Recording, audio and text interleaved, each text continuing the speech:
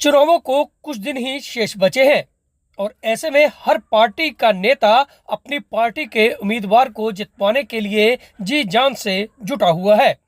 इस कड़ी में उत्तराखंड के मुख्यमंत्री पुष्कर धामी आज यमुनानगर में पहुंचे और वह इसलिए क्योंकि यमुनानगर में एक बड़ी संख्या में उत्तराखंड गढ़वाल से आए लोग यहीं के अब स्थानीय निवासी हैं और उनके वोट भाजपा को जाए, इसलिए पुष्कर धामी कार्ड खेला गया।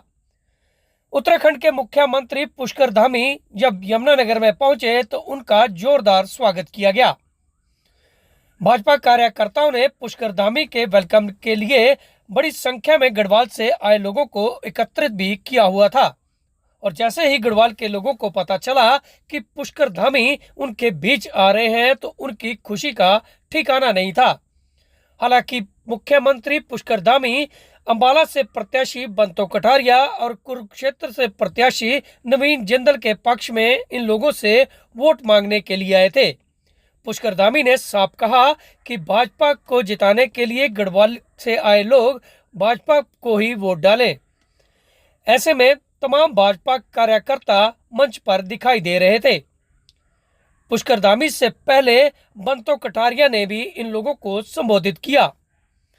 हालांकि गढ़वाल से आए लोगों के साथ साथ स्थानीय निवासियों ने भी पुष्कर धामी का वेलकम किया तो जैसे ही बंतो कटारिया मंच पर पहुंची तो उन्होंने एक विवादित बयान भी दे दिया, जिसमें उन्होंने कहा कि कांग्रेस ने हमेशा परिवारवाद की बात की है, चाहे वो दिल्ली का अंतर्राष्ट्रीय हवाई अड्डा हो, उसका नाम भी कांग्रेस ने इंदिरा गांधी के नाम पर रख दिया था और वहीं गरीबों को मकान देने के नाम पर गरीब आवास योजना को भी राजीव गांधी के नाम से जोड़ दिया गया। लेकिन यहाँ विवादित क्या था, अब वह भी सुन लीजिए। बंतो कटारिया ने कहा कि अगर कांग्रेस शौचालय बनाती तो उसका नाम कहीं ना कहीं सोनिया गांधी के नाम से जोड़कर रखा जाना था। हालांकि इस पूरे मामले में आज पुष्कर धामी ने गढ़वाल से आए लोगों को भाजपा को जिताने का आह्वान किया और इस पूरे कार्यक्रम में क्या कहा, सुनिए।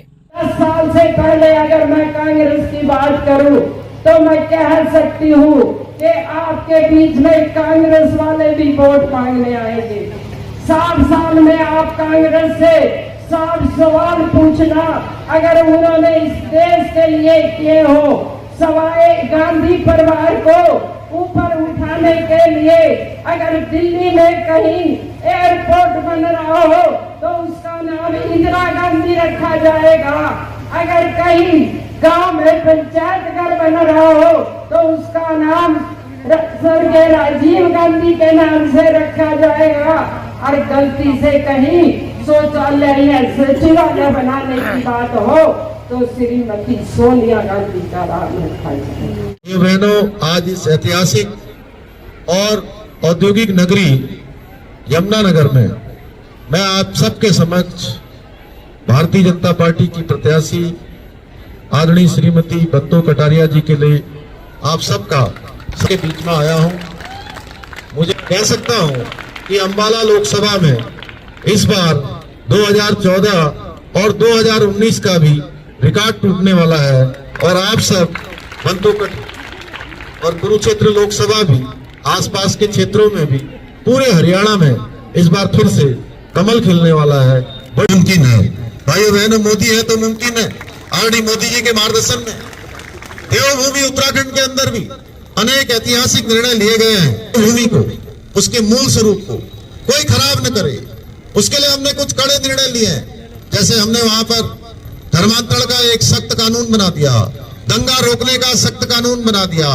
इसके साथ साथ जो लैंड जिहाद चलता था भाइयों बहनों, हजारों एकड़ भूमि अवैध कब्जा किया हुआ था, अतिक्रमण किया हुआ था, अनागरिक रूप से कहीं पर पीली चादर और नीली चादर चढ़ाकर सरकारी जमीनों पर कब्जा किया हुआ था, उसके खिलाफ भी हमने अभियान चलाया और एक अतिक्रमण को मुक्त कराते हुए 5000 एकड़ से भी ज्यादा जमीन देवभूमि उत्तराखंड के अंदर मुक्त कराई है।